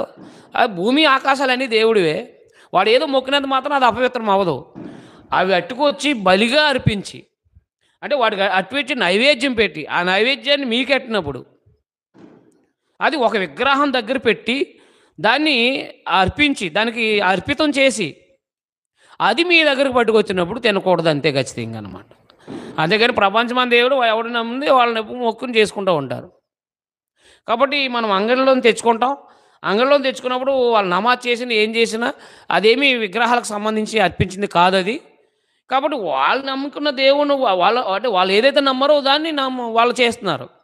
కాబట్టి మన క్రైస్తవులైన మనము విగ్రహములకు అర్పించిన వాటిని తినకూడదు, విసర్జించాలి. అంటే దాన్ని వదిలేయాలి అన్నమాట. చెప్తాడు కొన్ని మాటలు, బూతులు, ఆయన పోకిరి మాటలు అన్నీ కూడా విసర్జించమంటాడు. అంటే వదిలేయమని, దాన్ని ఇంకా మళ్ళీ ప్రస్తావించొద్దని అర్థం. విసర్జన అది కొలసి 3:5లో మీరు చంపండి, వ్యభిచారమైన ఆలోచన వస్తుంది, దొంగతనమైన ఆలోచన వస్తుంది, ఆలోచనలు వస్తాయి, చంపండి అన్నాడు. కాబట్టి చంపవలసినవి విసర్జించాల్సినవి గ్రహించగలిగితే, ఈ విగ్రహం అపోస్తులు ఏమన్నారు, విగ్రహం అపవిత్రతని దాన్ని విసర్జించండి అన్నాడు అంతే. విగ్రహాలకి దూరంగా పారిపోమంటే మళ్ళా ప్రార్థన చేసి తినొచ్చు. ఇలాంటి సరిగా తెలియకుండా సంఘాలు మోసం చేయొద్దు. దేవుడు ప్రభు ద్వారా ఖడ్గం మీ మీదకి రావచ్చు. గుర్తుపెట్టుకుని విగ్రహాలకు అర్పించిన వాటిని తినకూడదు అంతే. అర్థమైందండి? అది మన దగ్గర ప్రభు సంఘంలో ఈ మనకి పలహారాలు ఏమి లేవు. ప్రభు పాత్రలు అనేది ఆశీర్వచన పాత్ర అదొకటే. అందుకని మనం అందరూ కూడా స్నాక్స్ తీసుకున్నప్పుడు అదేమి వాళ్ళకి ఇత్యాది పలహారం ఈ మాటలు మాట్లాడకూడదు. అదంతా కూడా జస్ట్ మన దేహానికి సంబంధించిన విషయాలు అవి. అందువల్ల గుర్తుపెట్టుకుని దేవుని ప్రభు సంఘాలు క్రైస్తవులైన వాళ్ళు విగ్రహములకు అర్పించిన వాటిని తినకూడదు. అపోస్తులు పరిశుద్ధాత్మ ద్వారా ఈ విషయాలు ప్రస్తావించారు. కాబట్టి ఖచ్చితంగా తినకూడదు అంతే. ఖచ్చితంగా తినకూడదు. మన ఎదుటివాని కోసమో నువ్వు నీ జ్ఞానాన్ని బట్టి నీ సహోదరుని పాడు చేయొద్దు. ప్రభు పాత్రలో చేయి పెడుతున్నావు కాబట్టి తినకూడదు అసలు. అలాగున తూతైరలోను పెర్గములో సంఘాలు కూడా అలాంటి బోధ చేసేవాళ్ళు ఉన్నారు. ఈనాడు కూడా అలాంటి బోధ చేసేవాళ్ళు ఉన్నారు. వాళ్ళకి దూరంగా ఉండాలని ప్రభుపేట మనవి చేస్తూ మళ్ళీ మన సహోదరులకి ఈ విషయాన్ని అప్పచెప్పాం. అలాగే నేడున్నటువంటి కొన్ని సమస్యలు ఏంటంటే సహోదరులు తెలియపరచాలి. అది ఒకటి, అన్యాచారాలని క్రైస్తవులు ఆచరించవచ్చుమా? ఎందుకంటే క్రైస్తవులు అనబడేవాళ్ళు నేడున్నటువంటి సమాజంలో కొన్ని అన్యాచారాలని, అంటే బొట్టు పెట్టుకోవడం కానీ లేకపోతే మరొకటి కానీ చేస్తూ అవి తప్పు కాదన్నట్టుగా బోధిస్తూ అవి చేయొచ్చుమని బోధించే వాళ్ళు ఉన్నారు. అవి చేయకూడదని సరైనటువంటి క్లారిటీ ఇవ్వకుండా బోధించే వాళ్ళు కూడా ఉన్నారు. కాబట్టి సహోదరులను అడిగి అన్యాచారాల గురించి, అలాగే బొట్టు పెట్టుకోవచ్చుమా పెట్టుకోకూడదా, తర్వాత తదితరి పనులు అంటే అన్యులకు సంబంధించిన ఆచారాలు క్రైస్తవులు అయినా మనం చేయవచ్చుమా అనేది సహోదరులను అడిగి మనం తెలుసుకుందామండి. సహోదరులు వివరిస్తారు. ఈ రెండో విషయం కూడా చాలా ప్రాముఖ్యమైనది. కారణం ఏంటంటే అసలు ఆచారాలు అనేవి ఎక్కడి నుంచి వచ్చినాయి అంటే విగ్రహాల నుంచి వచ్చినాయి. ఆచారాలు అనేవి ఎక్కడి నుంచి వచ్చినాయి అంటే విగ్రహాల దగ్గర నుంచి వచ్చినాయి. అంటే విగ్రహ సంబంధమైన వాటి నుంచే చాలా ఆచారాలు అనేవి వచ్చినాయి అన్నమాట. ఉదాహరణకి మనకి ఇర్మియా గ్రంథంలో ఇశ్రాయేలీలతో కూడా ఈ విషయాలు మాట్లాడుతూ 10వ అధ్యాయంలో, ఇర్మియా గ్రంథం 10వ అధ్యాయము 2వ వచనంలో అసలు యెరూషలేములో ఉన్న యూదులు బబులోను చెరకెళ్ళిపోవడానికి కారణాలు ఏంటంటే అవే, విగ్రహాలు పూజించడం, తర్వాత విగ్రహ సంబంధ ఆచారాలు ఆచరించడం. చూడండి, ఇర్మియా గ్రంథం 10వ అధ్యాయము 2వ వచనంలో మొదటి నుంచి 2 నుంచి యెహోవా సెలవిచ్చింది ఏమనగా, అన్యజనుల ఆచారాలు అభ్యసింపకండి. ఇశ్రాయేలీయులకి ఇది, క్రైస్తవులు కూడా ఉంది, చెప్తాను. అన్యజనుల ఆచారాలు అభ్యసింపకండి. ఆకాశమందు అగపడు సింహనాలకు జనములు భయపడును, అయితే మీరు వాటికి భయపడకండి. జనముల ఆచారములు వ్యర్థములు. దేవుడు ఇర్మియా ద్వారా మాట్లాడుతున్నాడు. జనముల ఆచారములు వ్యర్థములు, జనముల ఆచారములు వ్యర్థములు. జాగ్రత్త గుర్తుపెట్టుకోండి ఇవి ఆట. కాబట్టి ఆచారములు వ్యర్థములు. కాబట్టి దేవుని ప్రజలుగా గుర్తుపెట్టుకోవాల్సిన విషయాలు. ఇశ్రాయేలీయుల్ని దేవుడు ఓ ప్రత్యేకమైన జనంగా ఉండటానికి అబ్రహాం, ఇస్సాకు, యాకోబులతో చేసిన వాగ్దానాన్ని బట్టి వారిని ఒక ప్రత్యేక జనంగా ఒక దేశం వాళ్ళకి ఇవ్వడానికి నిర్ణయించాడు. ఆ పితరులతో చేసిన వాగ్దానం బట్టి ఏంటనంటే, లేవికాండం 18:2 మీరు ఐగుప్తు దేశాచారాలు చెప్పున నడవకూడదు, మీరు వెళ్తున్న కానాను దేశ ఆచారాలు చెప్పున నడవకూడదు అన్నాడు. ఎందుకనంటే ఐగుప్తులో ఉన్న వాళ్ళు విగ్రహార్థికులే, అలాగే కానాను దేశంలో ఉన్న వాళ్ళు విగ్రహార్థికులే. కాబట్టి విగ్రహంలో నుంచి అనేకమైన ఆచార వ్యవహారాలు వచ్చినాయి. కాబట్టి ఆ విగ్రహ సంబంధమైన ఆచార వ్యవహారాలు అనేవి అభ్యసించవద్దు అన్నాడు. అలాగ చేయటం వల్ల ఇశ్రాయేలీలు లేకపోతే యూదులు వారందరూ కూడా 10 గోత్రాలు అసూరు చేరకి, 2 గోత్రాలు వాళ్ళు యెరూషలేములో వాళ్ళేమో బబులోను చేరకి వెళ్ళిపోయారు. విగ్రహారాధన వాటి ఆచారాలు అన్నమాట. అందుకని దేవుని ప్రజలుగా ఇశ్రాయేలుతో ఏమంటున్నాడంటే, నేను నియమించే కట్టలను అనుసరించండి, అంటే ధర్మశాస్త్రం. ఈ ధర్మశాస్త్రము ఆచరించండి. అలాగే ఇశ్రాయేలుకి దేవుడిచ్చిన పండగలు అనగా ఈ పండుగలు ఆచరించండి అని చెప్పేసి మాట్లాడాడు అనమాట. కాబట్టి గుర్తుపెట్టుకోవాల్సిన విషయాలు ఇవి. విగ్రహ సంబంధమైన వాటిలోంచి వచ్చిన ఆచారాలు, చాలా ఆచారాలు అనేవి వచ్చినాయి అనమాట, అంటే విగ్రహాల్లో నుంచి. అందుకని కొరింథీ పత్రిక అయినా కానీ, లేకపోతే కొలసీ పత్రిక అయినా, ఇలా కొన్ని అన్ని జనుల్లోని క్రైస్తవులైనటువంటి వారికి, గలతీ పత్రిక అయినా సరే, అన్ని జనుల్లోని క్రైస్తవులైనటువంటి వారికి రాసిన పత్రికలు ఉన్నాయి స్పెసిఫిక్గా. కాబట్టి అన్ని జనుల్లోని క్రైస్తవులైనటువంటి వారికి రాసిన పత్రికల్ని మనం బాగా, అన్ని జనుల్లోని క్రైస్తవులైన మనము బాగా ధ్యానించి, మనము అలాగున అన్ని జనుల్లోని క్రైస్తవులైన వారికి ఏమి రాస్తారో ఆచరించడానికి, మనం ఎప్పుడు కూడా అనుసరించడానికి ఎప్పుడు ముందుకెళ్ళాలన్నమాట. ఏంటనంటే, ఉదాహరణకి కొలసీ పత్రికలో 2:20 మనకి ఈ విషయాలు రాయబడ్డాయి.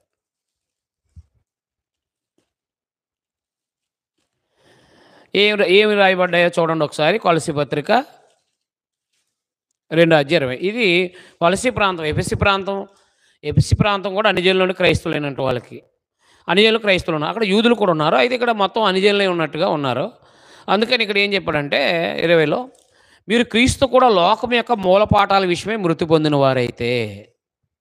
లోకం యొక్క మూలపాఠాలు అనేవి ఎక్కడి నుంచి వచ్చినాయి, లోకాచారాలు అనేవి ఎక్కడి నుంచి వచ్చినాయి అంటే మనుషుల నుంచి వచ్చినాయి, విగ్రహ సంబంధమైన వాటి నుంచి వచ్చినాయి. అందువల్ల మీరు క్రీస్తు యొక్క లోకం యొక్క మూలపాఠాల విషయం మృతి పొందిన వారైతే, లోకంలో బ్రతుకుచున్నట్టుగా మనుషుల ఆజ్ఞలు, పద్ధతులు అనుసరించే చేత పట్టుకోవద్దు. ఆజ్ఞలను, పద్ధతులను అనుసరించే చేత పట్టుకోవద్దు, అంటే దాన్ని అనుసరించవద్దు. రుచి చూడవద్దు, ముట్టవద్దు అని విధులకు మీరు లోబడినేలా, అవన్నీ వాడుకొని చేత నశించిపోను. అటువి స్వేచ్ఛారాధన విషయంలో, వినయ విషయంలో, దేహశిక్ష విషయంలో జ్ఞానరూపమైన ఎంచబడుతున్నవే కానీ శరీరేచ్ఛ నిగ్రహం విషయంలో ఏమాత్రం ఎన్నిక చేయదని కావన్నాడు. శరీరేచ్ఛ నిగ్రహ విషయం అంటే ఏంటి అంటే, మనము మన శరీరాన్ని పాపం చేయకోకుండా నిగ్రహించుకోవాలి. మరి పాపం చేయకోకుండా నిగ్రహించుకునే శక్తి ఎందులో లేవు అని అంటే ఆచారాలు లేవు. అందువల్ల ఇప్పుడు ఒక సుమంగళి అంటే ఆమె భర్త అంటే వివాహం చేసుకుందని గుర్తుగా బొట్టు అనేది పెట్టుకుంటూ ఉంటారు. అలాగే ఒక విగ్రహాల దగ్గర ఉన్న కుంకాన్ని తీసుకుని పెట్టుకుంటూ ఉంటారు. అంటే అది ఏంటి ఆచారము అంటే, విగ్రహాల దగ్గర నుంచి పెట్టుకుని వెళ్తే ఆ పెట్టుకున్న దాన్ని బట్టి వాళ్ళ దేవుడు అనబడేవాడు తోడుగా ఉంటాడని ఒక నమ్మకము. రెండోది, తన భర్త ఉన్నాడని, తన భర్త పసుపు కుంకాలు అంటే అతను ఎక్కువ కాలం బతుకుతాడని చెప్పేసి ఈ విధానాలు అనేవి వచ్చినాయి అన్నమాట, ఆచారాలు. మీకు అర్థమైందండి. అలాగే ఇంకా అనేకమైన ఉన్నాయి ఆచార వ్యవహారాలు అనేవి. ఈ ఆచారాలు అనేవి లేకపోతే ఈ యొక్క అన్ని జనులకు సంబంధించిన విషయాలన్నీ కూడా ఏం చేద్దానంటే రుచి చూడొద్దు, ముట్టొద్దు అన్నాడు అనమాట. గలతీ పత్రికలో కూడా ఈ విషయాలు ప్రస్తావిస్తాడు. ఇక అన్ని జనుల ఆచారాలు వద్దన్నాడంటే మళ్ళీ అందులో బొట్టు స్టెక్కర్ పెట్టుకోవచ్చు, అదే మళ్ళీ అవి కాదు. అన్య జనుల నుంచి వచ్చిన ఆచారాలు ఏవైనా వదిలేయాలి. చూడండి, గలతీ రాసిన పత్రిక 4:9.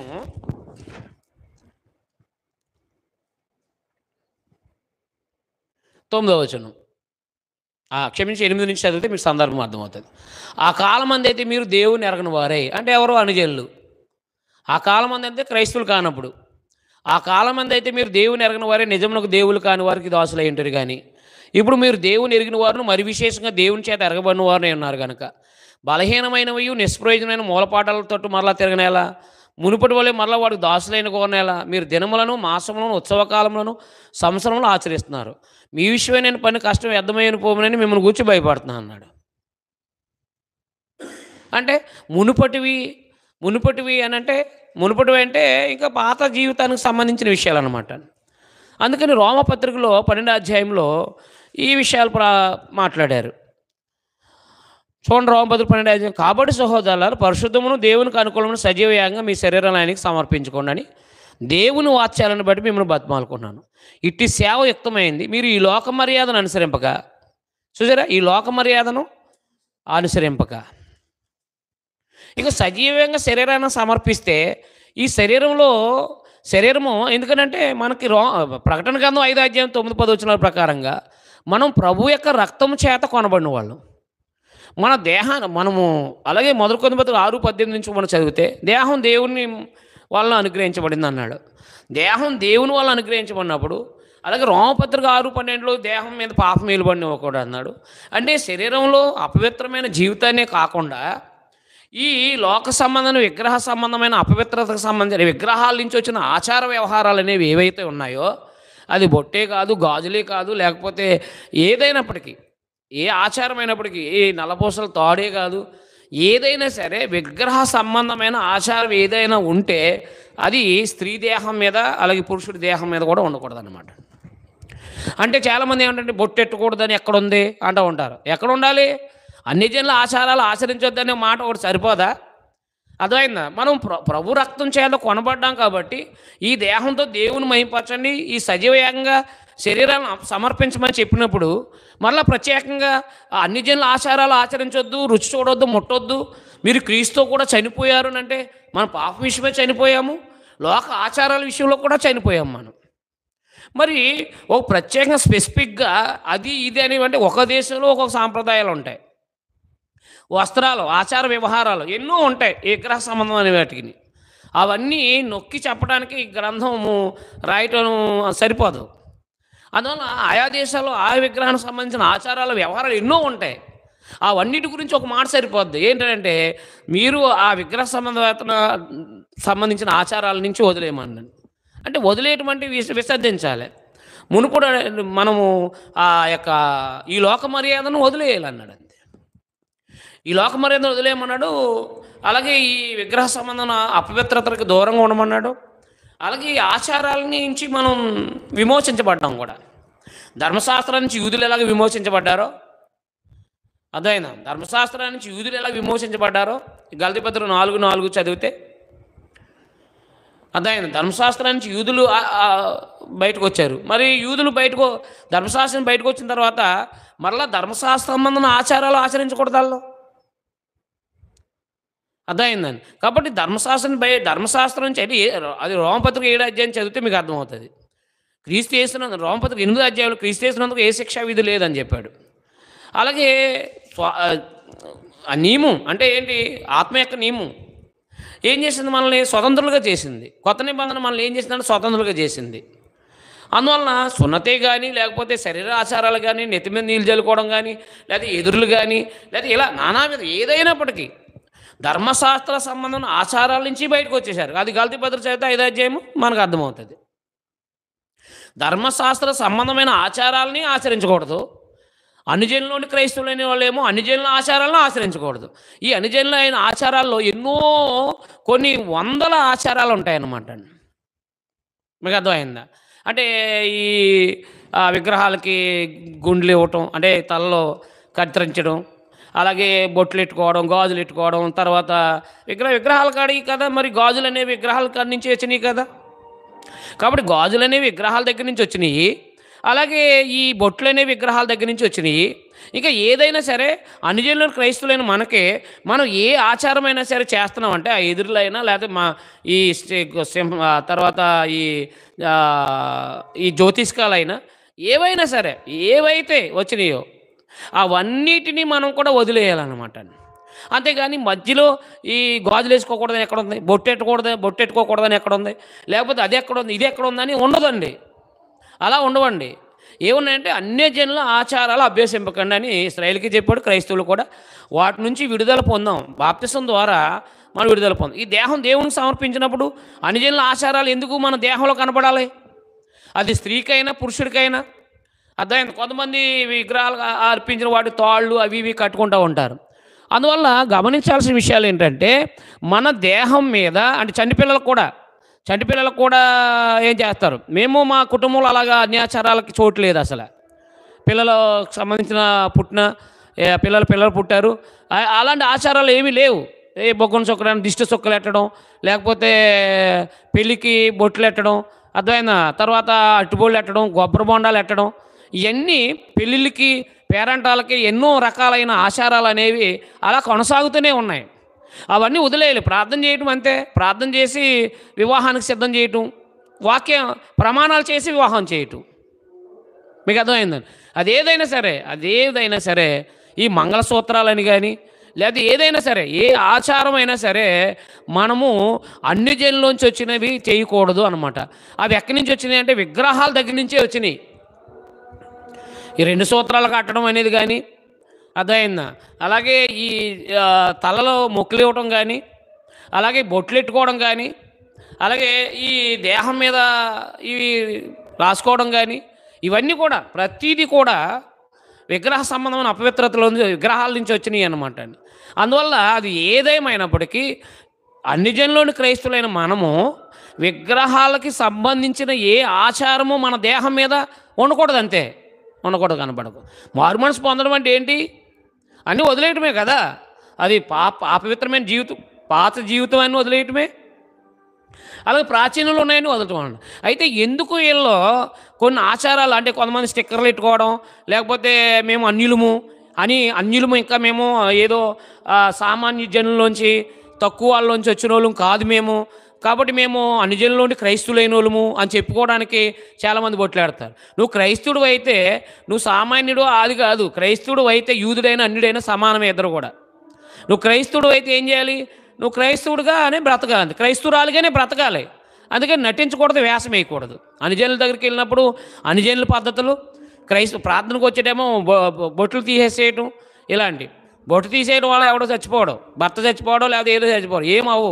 ఆ ఆచారాలు అనేవి మనుషులు పెట్టినాయి కాబట్టి దానివల్ల ప్రమాదం ఏమీ లేదు. అందుకని స్పెసిఫిక్గా బొట్టు ఎక్కడ పెట్టకూడదు, బొట్టే పెట్టకూడదని ఎక్కడుంది, గుండు గీయించుకోకూడదు ఎక్కడుంది అని అనమాట. కాబట్టి దేవుని ప్రజలుగా గుర్తుపెట్టుకోవాలి, ఏ ఆచారమైనా విగ్రహాల నుంచి వచ్చింది కాబట్టి విగ్రహ సంబంధం అపవిత్రతనే వదిలేసినప్పుడు మరి అన్ని జనుల ఆచారాలు కూడా వదిలేయమని చెప్పాడు అనమాట.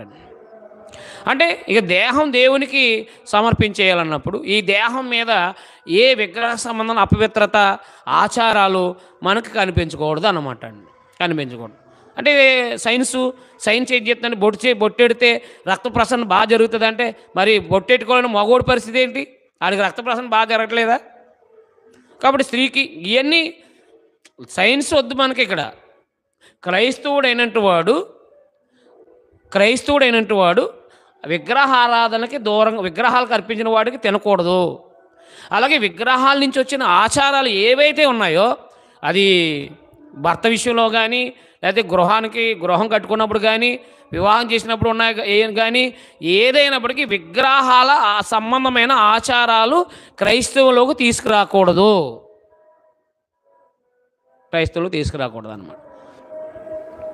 అది ఇశ్రాయేలుకి చెప్పాడు దేవుడు, క్రైస్తవులకు కూడా చెప్పాడు అనమాట. అది విషయం అనమాట. చక్కగా సహోదరుల ద్వారా కొన్ని సంగతులు మనం నేర్చుకుని ఉన్నాం. అలాగే ఇప్పుడు జరుగుతున్నటువంటి ఆచారాల్లో భాగంగా లెంట్ డేస్ అనేవి జరుపుకోవడం వాక్యానుసారమేనా, అది మాకు తెలియపరచాలని సహోదరుని తిరిగి ప్రశ్నిస్తూ ఉన్నాం. ఈ లెంట్ డేస్ అనేవి మనం గమనించగలిగితే క్రైస్తవులైనటువంటి వాళ్ళు అసలు క్రైస్తవం అనేది మార్గం.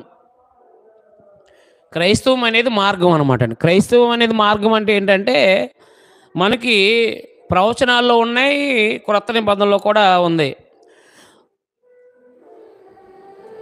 యెషయా గ్రంథం 35:8 దేవుడు ఒక మార్గాన్ని ఏర్పాటు చేస్తాడు. అది రాజమార్గంగా ఏర్పడుతుంది. అది పరిశుద్ధ మార్గం. అందులో అపవిత్రులు పోకుండా మార్గం అని చెప్పేసి చెప్పడం జరుగుతుంది. అలాగే యేసుక్రీస్తు వారు ఏమన్నారంటే యోహాను సువార్త 14:6 నేనే మార్గమును అన్నారు. అంటే పరలోకానికి మార్గం అన్నారు. నేనే మార్గమును అని యేసుప్రభు మాట్లాడారు యేసు గారి బాధలో. అలాగే అపోస్తలుల 9వ అధ్యాయంలో 2వ వచనంలో అపోస్తలుడైన పౌలు ఈ మార్గమందున్న వారిని అనే మాట వాడాడు. అంటే క్రైస్తవ మార్గం అని. అలాగే అపోస్తలుల 19వ అధ్యాయం 9వ వచనంలో కూడా మార్గము అని మాట్లాడాడు. ఈ మార్గంలో అనే మాట వాడాడు అనమాట. అంటే క్రైస్తవం అనేది ఒక మార్గము అన్నమాట. అలాగే తెస్సలోనికీయులకు రాసిన మొదటి పత్రిక 4వ అధ్యాయంలో దేవుణ్ణి సంతోషపెట్టేటట్టుగా నడవటం అనే విషయాన్ని మాట్లాడతాడు. అంటే క్రైస్తవ్యం అనేది మొట్టమొదటగా మార్గము, మతం కాదు. క్రైస్తవం అనేది మతం కాదు అన్నమాట. అది గలతీ పత్రికలో అపోస్తలుడైన పౌలు మొదటి అధ్యాయము 12వ వచనంలో ఏమంటారంటే నేను యోధా మతస్థున్నై ఉన్నప్పుడు అనే మాట వాడతారు. అవును, క్రైస్తవుడు కాకముందు ఆయన యోధా మతస్థుడు. మతం అంటే ఏంటి? మతం అంటే బలులతోనూ పండగలతో కూడింది. అందుకని లేవికాండం అంతా మీరు చదివితే లేవికాండం 1 నుంచి 10 అధ్యాయాల వరకు బలులు అర్పణలు అర్పించే విధానం చెప్పుకొస్తాడు. అంటే భౌతిక సంబంధమైన బలిని అర్పించి దేవుడితో సమాధాన పడాలి. అది దహన బలి కానీ, నైవేద్యమే కానీ, సమాధాన బలి కానీ, పాపరార్థ బలి కానీ, అపరాధ పరిహార్థ బలి కానీ, ఏ బలి అర్పించినా దేవునితో సమాధాన పడడానికి, పాపం చేసినట్టు వాడు. అందువల్ల బలులు ఉన్నాయి పండక్కి. యోధా మతానికి బలులు ఉన్నాయి. లేవికాండం 23వ అధ్యాయంలో విశ్రాంతి దినం శనివారం, అలాగే మొదటి నెల 14వ దినము పస్కా పండుగ, అలాగే అదే 23వ అధ్యాయంలో చెప్తాడు. అలాగే పస్కా పండుగ నుంచి 50 దినాలు ప్రథమ ఫలాల పండుగ, పెంతెకొస్తు పండుగ, అలాగే 7వ నెల 15వ దినము పర్ణశాల పండుగ. ఈ పండుగలు అనేవి ఓ ప్రత్యేకమైన అనమాట. ఇశ్రాయేలు ఐగుప్తు నుంచి విడుదల పొందడానికి జ్ఞాపకార్థంగా ఈ పండుగలు అనేవి ఉన్నాయి. ఏంటంటే పస్కా ఇశ్రాయేల్ తొలి సంతానం సంహరించబడకుండా కాపాడబడింది. నిర్గమాకాండం 12వ అధ్యాయం అంతా చదివితే మీకు అర్థమవుతుంది. ఇశ్రాయేల్ ఐగుప్తు నుంచి విడుదల పొందారు. జ్ఞాపకార్థంగా పస్కాను ఆచరిస్తారు. ప్రథమ ఫలాల పండుగ దేవుడు వాళ్ళు కనాన్ దేశం ఇచ్చాడు కాబట్టి కనాన్ దేశంలో పండిన పంటలో ప్రథమ సంవత్సరంలో మొదటి పంటను పట్టుకొచ్చి ప్రథమ ఫలాలను పట్టుకొచ్చి దేవుడికి అర్పించాలి. ఎందుకంటే దేవుడు వాళ్ళ కనాన్ దేశాన్ని ఇచ్చినందుకు గుర్తుగా. అలాగే ఈ మొదటి నెల 7వ నెల 15వ దినం గుడారాల పండుగ, అంటే పర్ణశాల పండుగ.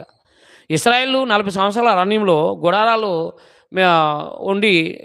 ఉన్నారు కాబట్టి అది జ్ఞాపకం చేసుకోవడానికి ఈ పండుగ అనేది ఏర్పాటు చేశారు. ఇప్పుడు క్రైస్తవంకి వస్తే యేసుప్రభువు వారు మన పశువు. మొదటి పత్రిక 5 అధ్యాయాలు అంటే నిజమైన గొర్రెపిల్ల యేసుప్రభువు వారు. 1 యోహాను సువార్త 1:29 చెప్తాడు, లోకపాపాన్ని మోసుకొని దేవుని గొర్రెపిల్లని. కాబట్టి మన ప్రభువు మన కొరకు బలి అర్పించబడ్డారు, బలికి ఇచ్చారు. ఆయన బలి ద్వారా ఈ బలులన్నీ కొట్టివేయబడ్డాయి. కాబట్టి మనము ప్రథమ ఫలాలు అంటే క్రైస్తవులమైన మనమే దేవునికి ప్రథమ ఫలాలం. యాకోబు 1:18 చెప్తాడు ఆ విషయాన్ని. యాకోబు 1:18 దేవునికి మనం ప్రథమ ఫలాలుగా అర్పించబడ్డామని. ఇక ప్రథమ ఫలాలు భౌతికంగా అర్పించాల్సిన అవసరం లేదు. పర్ణశాల అంటే మనం ఈ లోకం గుడారం, ఈ లోకమే గుడారం, మన దేహమే గుడారం. కాబట్టి మొదటి పేతురు 2వ అధ్యాయంలో 11 ఈ వచనాలు మాట్లాడితే ఈ లోకమందు పరదేశంలో యాత్రికులు అంటాడు మొదటి 2-3 వచనాల్లో కూడా. కాబట్టి మనము ఇది శాశ్వతమైనది కాదని చెప్పేసి మనం బ్రతుకుతున్నాం. ఏదేమైనప్పటికీ గుర్తుపెట్టుకోవాల్సిన విషయాలు ఏంటంటే యోధా జాతికి పండుగలు ఉన్నాయి, మతానికి పండుగలు ఉన్నాయి. అంటే ఒక నిర్దిష్టమైన కాలాలు ఉన్నాయన్నమాట. అంటే క్రైస్తవ్యానికి నిర్దిష్టమైన కాలాలు లేవు. అందువల్ల భక్తిపరుడు అంటే ఇప్పుడు చూడండి, క్రైస్తవులైనటువంటి వారు క్రీస్తుని మాదిరి పెట్టుకోవాలన్నాడు మొదటి పేతురు 2వ అధ్యాయం 21వ వచనంలో. క్రీస్తు మన కొరకు మాదిరి ఉంచిపోయాడని. కాబట్టి యేసుక్రీస్తు వారు మన మాదిరి. ఏ విషయంలో? పాపం చేయకుండా ఉండే విషయంలో మాదిరి మనకి. అలాగే 4 మొదటి పేతురు పత్రిక 4:16 ఎవడైనా క్రైస్తవుడైనా బాధ అనుభవించాలో ఆ పేరును బట్టి దేవుని మహిమపరచాలంటాడు. అలాగే 4వ అధ్యాయంలో క్రీస్తు శరీరమందు శ్రమపడ్డాడు కాబట్టి మొదటి వచనంలో క్రీస్తు శరీరమందు శ్రమపడ్డాడు కాబట్టి అట్టి మనసును ఆయుధంగా ధరించుకోమంటాడు. అంటే క్రైస్తవుడైనటువంటి వాడు అర్థమైన శ్రమను అనుభవిస్తూ క్రీస్తుని వెంబడించాలి. అది ప్రభు మాట్లాడారు లోకస్వార్త 9:23లో. ఎవడైనా నన్ను వెంబడింపగోరిన యెడల వాడు తన సిలువను ఎత్తుకుని ప్రతిదినము అనే మాట వాడాడు చూడండి అక్కడ. ప్రతి దినము తన సిలువను ఎత్తుకుని నన్ను వెంబడించాలన్న. నీకు ఎన్ని బాధలున్నా ప్రతిరోజు నీ శ్రమలు అనుభవిస్తూ నువ్వు క్రైస్తవుడిగా బ్రతకాల్సిందే.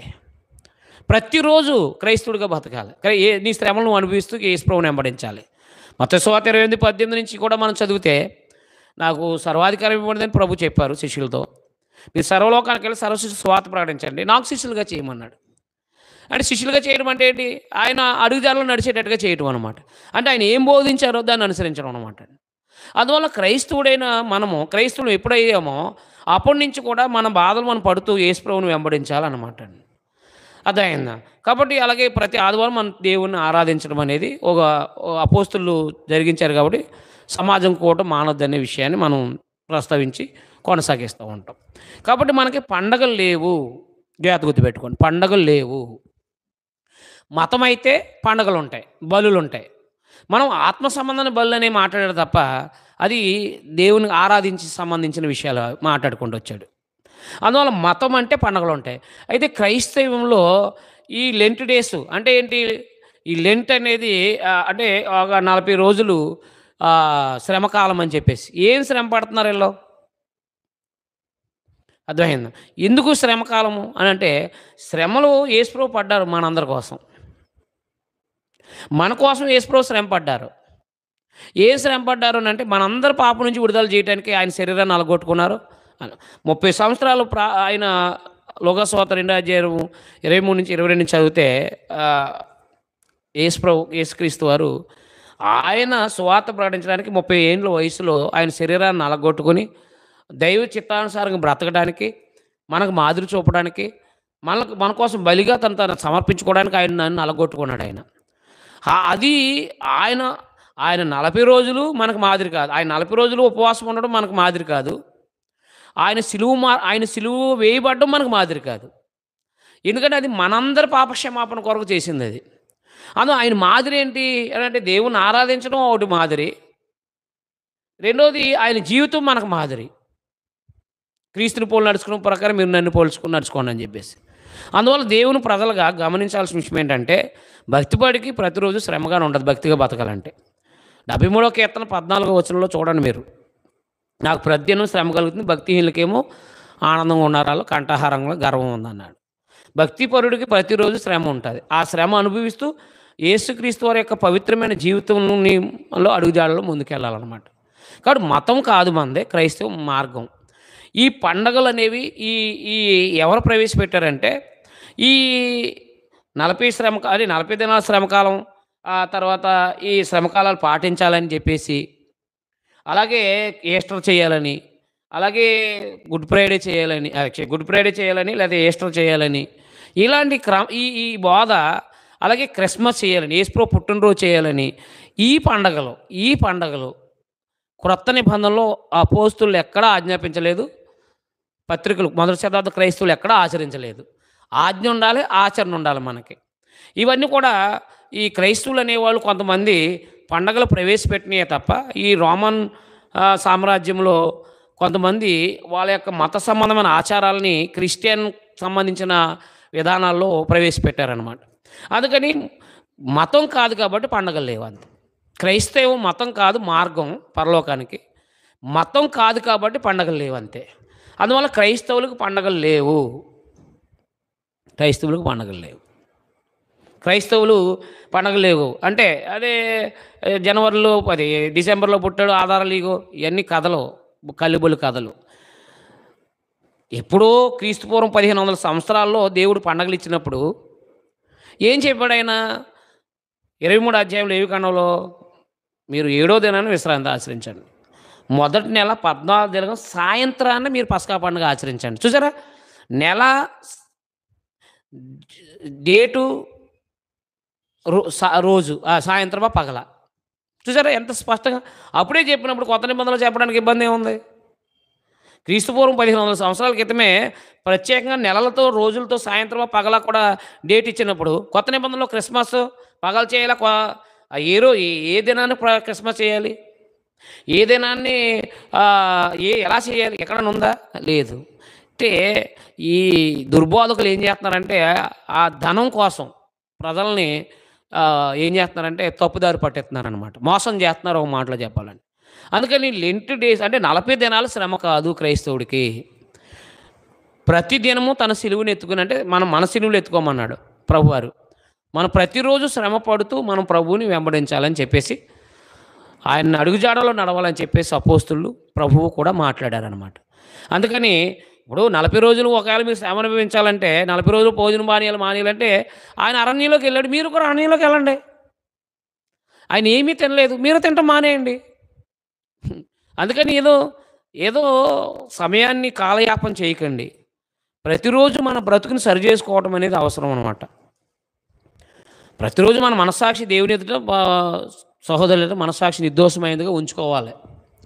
అది క్రైస్తవ జీవితం అభ్యాసం అది. అంతే తప్ప ఒక ప్రత్యేకంగా లేని పండగలను అట్టుకొచ్చి ఇందులో పెట్టి చేయటం అనేది కరెక్ట్ కాదనమాట. కాబట్టి లెంట్ డేస్ 40 దినాలు అనేవి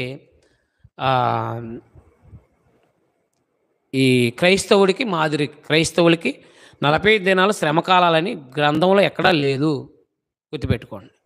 ఇవన్నీ ప్రజల్ని భ్రమపరచడానికే తప్ప ఏమీ కాదనమాట. అందువల్ల మనము బాప్తిసం పొందిన కాడి నుంచి యేసుక్రీస్తు వారి యొక్క అడుగుజాడలో నడవాలి. శ్రమలు మన బాధలు మనం అనుభవిస్తూ యేసు ప్రభువుని వెంబడించాలన్నమాట. అంతేగాని ఈ లెంట్ డేస్ అనేవి క్రైస్తవ్యం అనగా అపోస్తుల బోధ కాదు. పరిశుద్ధాత్ముడు ఎక్కడ కూడా అపోస్తుల ద్వారా ఎక్కడ మాట్లాడలేదు, పత్రికల్లో కూడా ఎక్కడ మాట్లాడలేదు.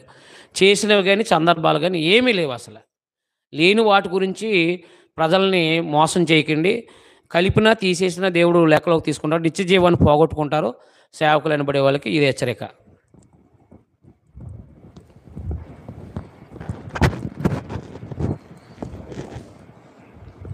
చక్కగా ఇప్పటివరకు సహోదరులు మనకున్నటువంటి ఎన్నో ప్రశ్నలకు సమాధానాన్ని వాక్యానుసారంగా ఇచ్చినందుకు వారికి హృదయపూర్వక వందనాలు తెలియపరుచుకుంటూ ముగింపు ప్రార్థన చేసుకుని మనం ఈ యొక్క ప్రశ్నోత్తర కార్యక్రమాన్ని ముగించుకుందామండి. సహోదరులు ప్రార్థించవలసిందిగా వారికి సమయాన్ని ఇస్తూ ఉన్నాం.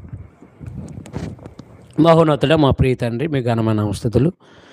మా సహోదరులు నాయన మా తండ్రి అడిగిన ప్రశ్నలకి నాయన మీ యొక్క గ్రంథంలోంచి నాయన సమాధానం చెప్పడానికి ఇచ్చిన జ్ఞానం సామర్థ్యాన్ని బట్టి మీ కృతజ్ఞతలు తెలియజేస్తున్నాం. నాయన 66 పుస్తకాలు సంపూర్ణంగా అవగాహన నాయన మా ప్రతి వచనం మనం నేర్చుకుని నాయన మా తండ్రి ఇలాగున నాయన మా తండ్రి మీ జ్ఞానం సంపాదించుకునే అవకాశం ఇచ్చారు. అలాగున నాయన మీ గ్రంథం యొక్క జ్ఞానం మీద అవగాహన లేనంటే వాళ్ళు ఎంతోమంది నాయన ప్రజల్ని నాయన క్రైస్తవులు అనబడే వాళ్ళని మా తండ్రి క్రైస్తవుల్ని నాయన మా తండ్రి భ్రమపరుస్తున్నారు. అందువల్ల మా తండ్రి ఇలాగ ప్రశ్న జవాబులుగా మా తండ్రి విషయాలని చర్చించడానికి ఇచ్చిన సమయాన్ని బట్టి మీకు స్తోత్రాలు. మా తండ్రి మా సహోదరుల ద్వారా మా తండ్రి కొన్ని ప్రశ్నలు నాయన మా తండ్రి తెలియజెప్పడానికి నాయన జవాబులు చెప్పడానికి అవకాశం ఇచ్చినందుకు మీ స్తోత్రాలు. మీ గ్రంథంలోంచి నాయన మా తండ్రి మేము అలాగున మా ప్రభునందు ఉండి నేను మేము మీ సంకల్పం ప్రకారంగా జీవిస్తూ మిమ్మల్ని సంతోషపెట్టే భాగ్యం దయచేయమని మా ప్రభువైన యేసుక్రీస్తు నామములో ఈ ప్రార్థన సమర్పించి వేడుకుంటున్నాం తండ్రి. మేము ఆమేన్. సోదరులకు వందనాలు.